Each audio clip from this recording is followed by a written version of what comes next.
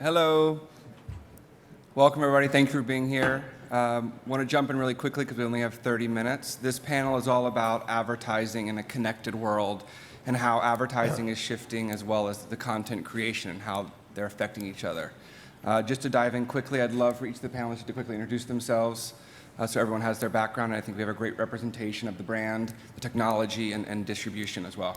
My name is David Lang. I'm president of Mindshare Entertainment. The best way to think of us is we're a creative production group that sit inside a media agency.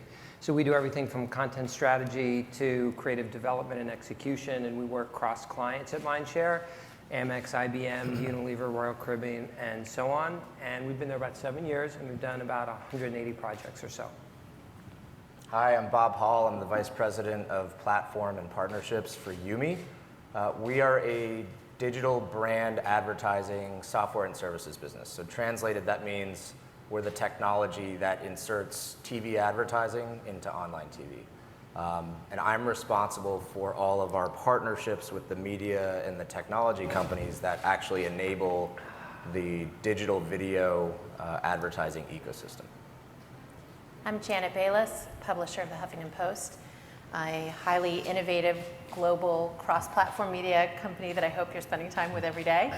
And I oversee our partnerships, our sales, our marketing, our consumer-facing brand strategy, as well as the advertiser side of the business.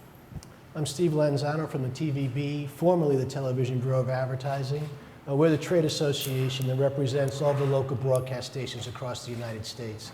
We do business development, advocacy, and a lot of the work behind measurement and research. And just to start off really broad, at the point of where the conversations are happening either within the content creation in real time or where the content is distributed, how is that affecting each of your respective businesses and the decisions that you're making around that? I think that it's, the world is changing very, very quickly, and so we all need to keep up with it. And I think one of the most important things is that the content creators and the distributors and the publishers really need to be in closer contact and better communication. Because as we need to change things in real time, we really need to have a close alliance, and to do that and to optimize for our clients specifically, you've got to have better communication. And Janet, from the distribution sort of conversation at that level, how has that affected your decision making and planning as you're creating content that your consumers are actively involved with? Well, I think my observation around the changing world of content is that I think to call it real time, it's real time for us from a strategy standpoint, but it's also very much real time from a consumer consumption and behavior standpoint, which is, I think, whereas when we talked about content creation a few years ago, it was enough to architect a beautiful story and to tell it artfully and to do that with flair. I think now it's really about blending that kind of storytelling and arc and high quality content with a lot of fast-paced content. We publish about 1,600 to 2,000 articles every single day on the Huffington Post. We put a new piece of content on the site every 58 seconds. And that's not just a function of having a newsroom of hundreds of reporters and editors. It's a function of the fact that it's not enough just to create content and tie it to distribution. It really does need to be tied back to the social landscape so that it can generate a conversation. And if you're going to thrive at the pace of the Twitter-paced information economy, that means creating content faster than ever before. And Steve, on the same level of the newsroom and the local affiliate, and I know we talked a number of ways about how they're starting to create that conversation on the local level too. Yeah, I mean content across everything. I mean, whether it's an iPad app, whether it's on a bus, whether it's on a taxi, wherever it may be, we have to keep that content fresh and keep it moving forward. And then we'll talk later about monetization and measurement of that content. But clearly we're doing a lot with Twitter, we're doing a lot with Facebook in terms of having reporters there talking about some of the content that they're working on. It'll be on the local news that evening, so it does drive viewership. But it really is about keeping it fresh. It really is about getting it across as many platforms as possible. But then more importantly, and moving forward, is really monetizing it. And the only way to monetize it is when we're able to measure it.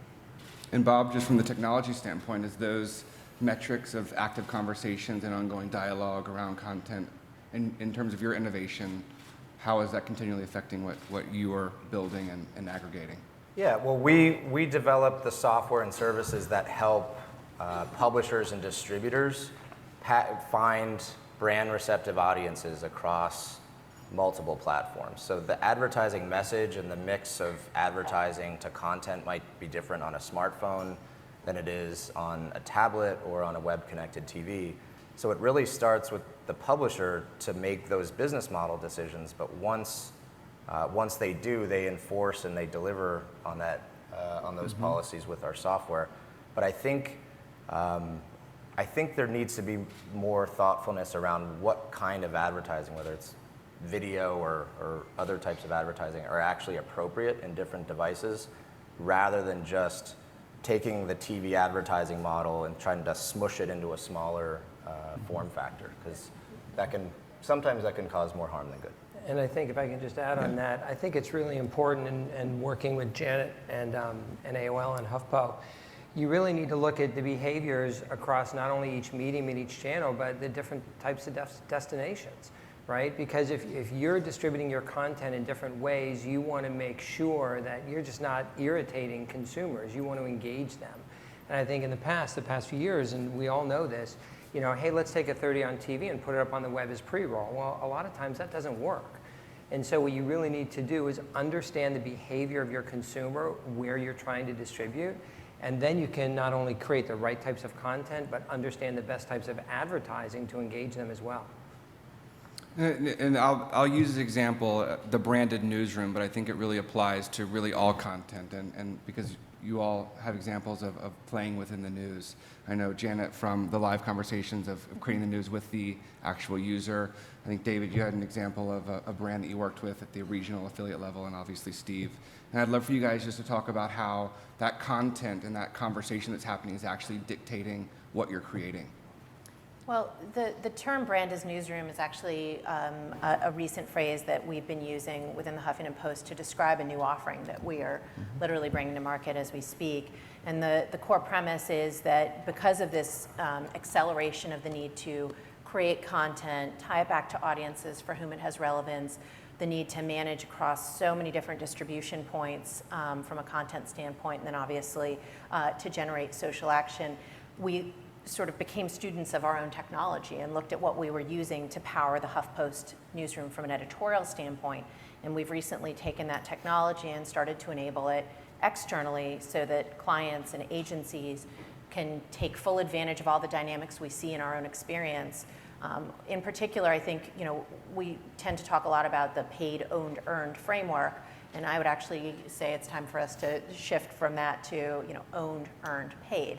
So if we can craft artful storytelling on our own brand sites and experiences across multiple distribution points and use the right underlying technology, we can then maximize not only the search traction that we need with that, because search still is an incredibly important part of how we drive organic traffic to experiences, but also the social dynamics. The more we can optimize the audience from that referral, the better the results. So if you can get owned, tie it back to earned, and then ultimately amplify it through data and smart strategies, then display becomes that much more intelligent and strategic in terms of amplifying those stories. So Brand as Newsroom is really our effort to take our underlying editorial approach, the pace with which we publish, our best practices, and our technology to empower brands to start to steward their own future, because I think it's moved past brand as publisher to brand as newsroom. I mean, for us, bottom line is that what we're trying to do with a lot of what we have, I mean, why do people go to mobile devices? Why do people go to our apps? What are they looking for? Well, it's pretty simple. Looking for traffic and weather. I mean, that's it. So we do a ton of sponsorships on traffic and weather, but then we try to expand upon it. One of the stations we have starts just with the telecast on news, where they have every day this, it's called the Fuel Finder. Find out gasoline prices in that marketplace, where you can find that. It's on a mobile device, it's on an app, you can get it on your iPhone. You can actually get it if you have a navigation tool and do it through MapQuest. So there's a lot of different ways that we can reach that consumer across several different devices. a lot of things that we're doing now, and Janice does it with some of the work they do with AOL Patch, is hyperlocal. Hyperlocal is becoming much more important, especially for small local advertisers. And the ability for someone who doesn't have a lot of money to be able to advertise on a hyperlocal site for their community. A lot of them do it in terms of branding. They use the brand in terms of the call letters for the station. A lot of them are doing it by interest now, which is very, very curious, and it actually works very well, where they'll say, if you are looking, one has a wedding one, where essentially you go on to this community wedding site and you get your florist, your caterer, or you could actually go to one of the churches and actually book your wedding if you want. But it goes across devices. So now you're getting these very small advertisers that don't have a lot of money, the opportunity to advertise. And it's not big money, but it's a lot of volume. That lot of volume adds up. Yeah, and I think, Chad, what you were referring to before, we did a project for Royal Caribbean last year with the Olympics. And to your point, Royal Caribbean is not Coca-Cola. So it's how can they be a part of the Olympics and own something and drive some value without having the big money. So we created this multi-platform program called the Royal Decathlon, which was basically the first ever decathlon at sea. And we got Greg Louganis and Michelle Kwan to participate. And we created these two 30-second spots that actually aired on NBC, but in local, in the right targeted markets that were important to Royal Caribbean. And then you have these spots, and they drive to these 10 events that Michelle and Greg competed in, good-natured competition, but you get two former Olympians, and they compete. And they each had their own, web execution and mobile execution, and tons of people voted. And then there was a sweepstakes and a promotional layer as well. And what ended up happening is those spots performed extremely well for brand value, brand health, drove sales, and all those elements. So it took a cultural event like the Olympics, and it allowed an advertiser like Royal Caribbean to really participate and gain value. But it's just because it's understanding their consumer across those different platforms and channels, and then how do we engage and how do we drive to sales. And Bob, I'll start with you, but in terms of just cross-platform content distribution and the balance of irritation versus stimulating that active conversation, empowering it, really, from your point of view, from the technology standpoint, what are the disadvantages and advantages of aggregating that data today? What with TV and how everywhere that content plays, from social to tablets to online, TV, as content continues to find many, many homes, with many points of distribution? Well, the big departure from the regular TV industry with regard to advertising is addressability and targetability. So whereas the de facto measurement metric is GRPs and did I hit this audience with television, now it's you can add on to that and add things like engagement, interactivity, brand recall. You can really actually target not just a user or a demo, but the actual context. So I want to be in 30 Rock. I want this spot to be in 30 Rock on desktop viewed video, and this spot to be, which is a different format or a different sequence in the campaign, I want this spot to be in tablet viewed 30 Rock short form clips. So you can actually, the technology actually just enables the differentiation of those different contexts and actually responding in real time with the appropriate message. And there's just some interesting underlying technologies around user targeting that makes that even more powerful. So serve it to this user only in these day parts or only in these geos, or serve an ad only to second-time moms in the Midwest, but first-time moms in the Western region see a different ad. I mean, there's a lot of different possibilities and permutations, but you can actually use technology to segment messages across different devices. And Janet, from your point of view, in terms of when you're putting out content, I know you had a really interesting perspective on apps and really the ability to have an experience on video, but then an engagement more deeply. And how is that changing in your world as well in terms of cross-platform and mobile and tablet? Well, I think cross-platform acknowledges the simple truth, which is that the consumer expectation is that anything that we're creating, they will be able to access it from wherever they might be. I think that it embraces, a core notion that we've certainly held on to for a while, which is that it's really about the syndicated view of a piece of content, not the destination. It's not about driving people to a thing. It's about bringing the things that we create every day, whether it's an advertising message or a piece of content, and making sure it finds the consumer where they are. We've been very aggressively taking the HuffPost brand across all platforms. So, we have embarked on a journey to take our site, which reaches about 50 million uniques domestically. We then brought to life a video network called HuffPost Live, where we're programming 12 hours of live programming each and every day that then not only serves as a destination, but also gets distributed as individual clips. And so we're literally able to generate thousands and thousands of high quality pieces of content that are distributed across AOL's video network, which reaches 70 plus million folks, across the HuffPost website, where it can really be incredibly contextually relevant in our style experience or in our food experience, for example. And then, of course, on the live destination. And all of those experiences also have mobile expressions as well, in the form of apps, in the form of mobile-first experiences. My quick comment, about cross-platform from a programming perspective is there aren't any easy solutions.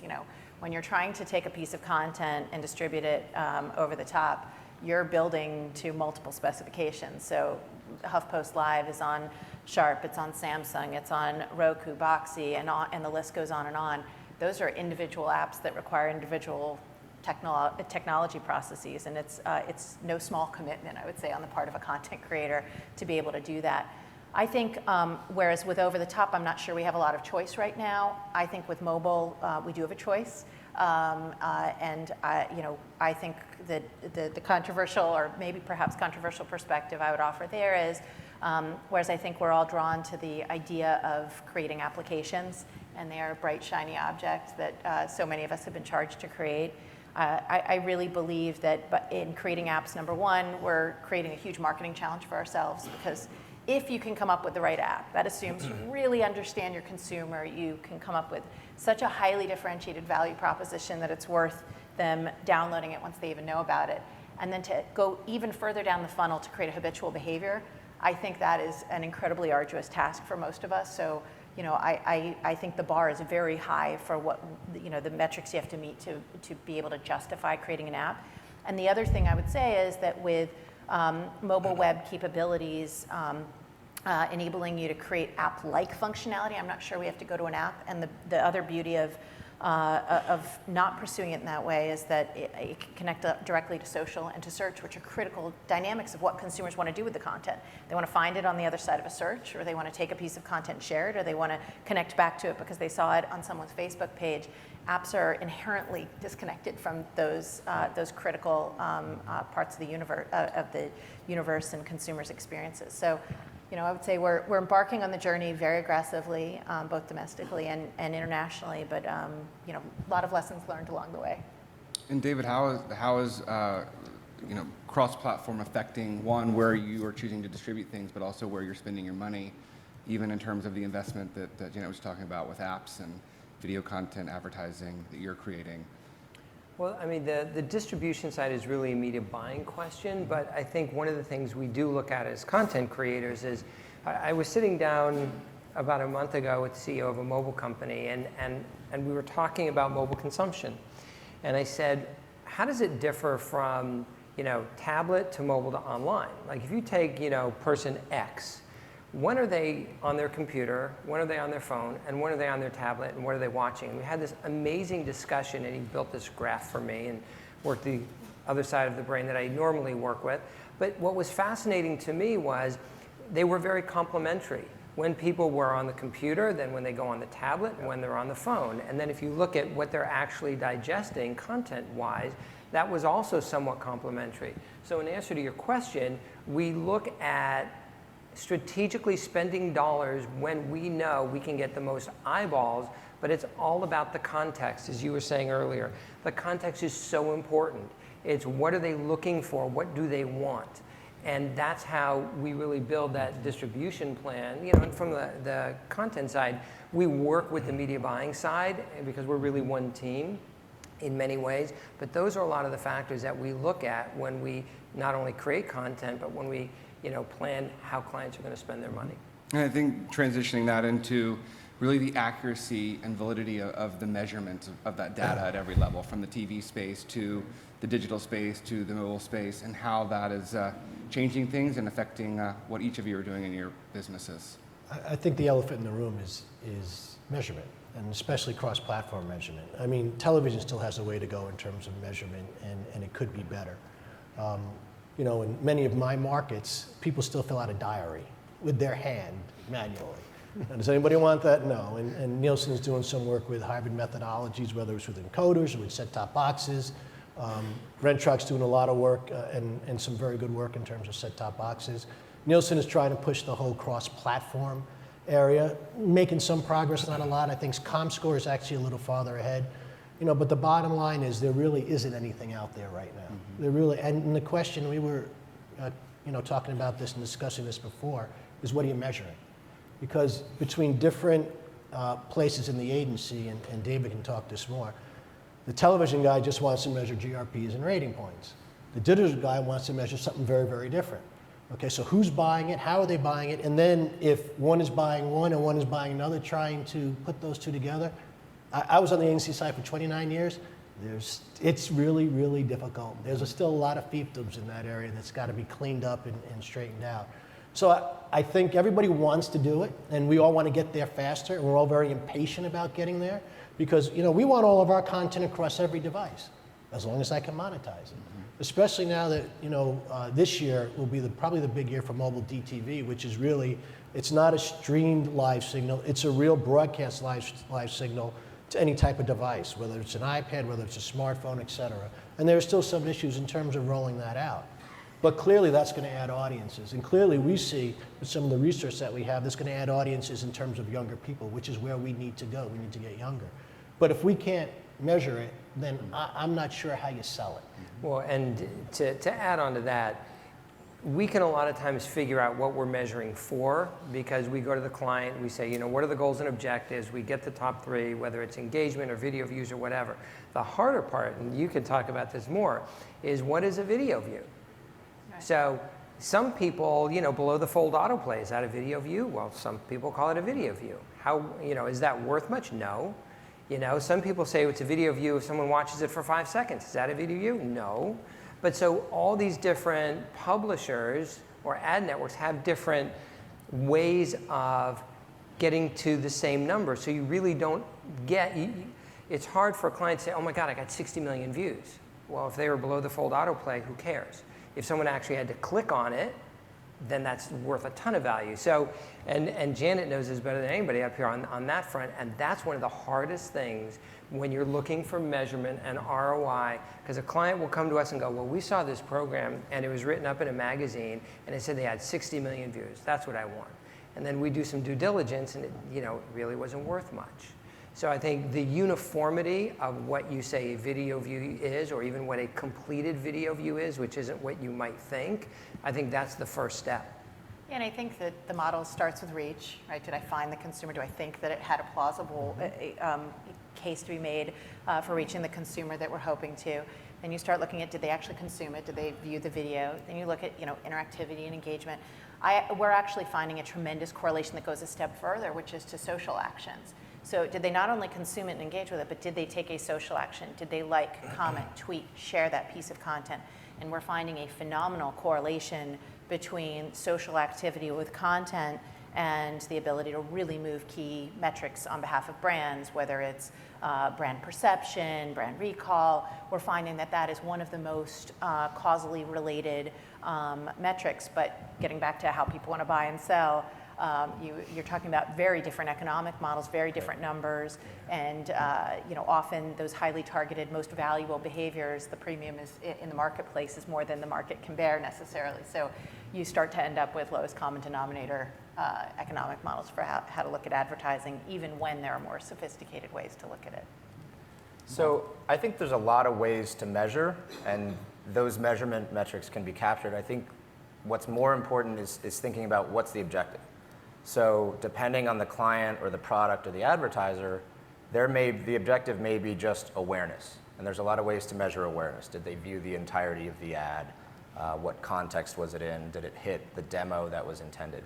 If the objective is actually, offline purchases, you can also measure that as well. But different brands may have different objectives for each campaign. And the same brand may want to create awareness in one segment of the campaign and actually drive purchases in the latter stages of it. And the cool thing about online or digital, as everyone knows, is you have a variety of measurement metrics, but all of a sudden you have with brand advertising the stuff that TV advertising that's traditionally been where you just can measure whether it reached a certain audience. Now you can start targeting to specific audience profiles, find more brand receptive audiences, and then track them as they go through that sort of the advertising funnel. And we're a sort of set of tools that enable advertisers and publishers to kind of pick and choose and use the right measurement metric or the right technology based on the objective of the campaign. And I think with a few minutes left, just to close it out with I think a phrase that a lot of us have heard in terms of content is king and distribution is queen to drive really advertising and monetization. What are each of your predictions for the future of where things are moving and how things will continue to change? Well, I always think content is king, so how are things going to change? I think if we can get the measurement thing figured out, I think we can start going beyond demography. We were talking about addressability before. I think that's where advertisers really want to get to. The ability to say, I want to reach this person. I want to reach this person who, bad example, but someone whose SUV is 5 years old. So that's a person in the marketplace who potentially is probably looking for a new car. I want to reach that person. How do I reach them? I reach them on television. Okay, now how do I sequence that? Now they're on TV. Oh, they went to Connect TV, a social site. They saw the spot on television. They clicked on it. They went to a site for a dealership. Okay, now where do they go after that? So the sequencing, the old purchase funnel, how is that going to change as we move across? So I think addressability is going to be big moving forward. Obviously, there are some technical issues that are kind of holding it back. But to me, I think that's where advertisers want to go to, and I think that's ultimately where we'll end up. I think for me, I think content will continue to be king, but I would say high quality content that is relevant. So I would add those caveats, and I think that there is more data to be able to inform us on whether or not that content is connecting with the audience or not, whether or not it's driving relevance. And again, I can't emphasize enough from our perspective, being able to drive organic traffic to that content, being defined through that lens of relevance, search being someone on a mission, and social being someone who's seeing that content through the lens of personal relevance, someone in their social network. I think that's our perspective on content. From a distribution standpoint, I think that as the measurement continues to evolve and people's perspective continues to evolve, hopefully people will be able to think about distribution across multiple channels much more fluidly than perhaps they do today, because I still think the destination mentality prevails, whether we want it to or not. And then the last piece is I would add technology is king, because without the right technology, as we start to look at always-on strategies that move beyond campaigns and flights, and how do we take the 30-second spot and get some matching luggage that moves across platforms, as we really start to think about real-time, always-on strategies, frankly, the decision-making, the communication required to facilitate that, let alone the actual distribution of that content, simply can't happen because it's too many decisions and too fast cycles. So I think technology will be added to the king list. Or queen, since I'm the only woman on the panel, we're going to go with that as well. So in making predictions, you got to think about the time frame. I mean, way out, you're going to see Minority Report type advertising where you've got a personalized, well-targeted ad as following you as you walk through the mall. But I'll pick two among the many trends we're seeing in digital advertising that I think are going to affect both the publisher and advertiser side. So on the publisher side, I think it's going to move from, hey, did we get an audience on desktop? Did we get an audience in smartphones, on connected TVs, to actually correlating users and finding the overlap of those audience across those distribution points. So that's one key one on the publisher side. On the brand side, I think we're starting to see more use of first-party data. So Kellogg's has their own users or their consumers that they know. They have email lists. Actually finding those users as they browse around the web, there's technologies that do correlations of those, or finding, targeting advertisers to the actual known consumer list rather than using third parties, which are very good in most cases, but rather than using third-party data that sometimes is a little shaky and it's inferred, it's using your own customer profiles and targeting those folks online. So those are my two. I see we're over time. I'll just add, content is king, distribution is queen. They have to have a happy marriage. One does not live without the other in any way, shape, or form. I think the key is not to do them sequentially, but together.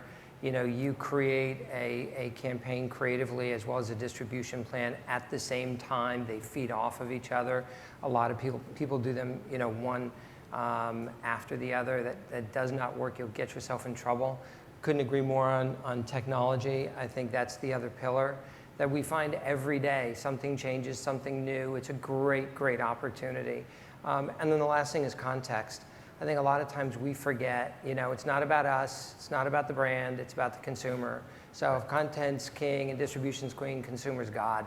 You know, they make the choice, they make the decisions, and they have to be in the center circle. Well, thank you all so much. Thank you for your time and the disruption that you are continuing to cause in your respective industries. Thank you.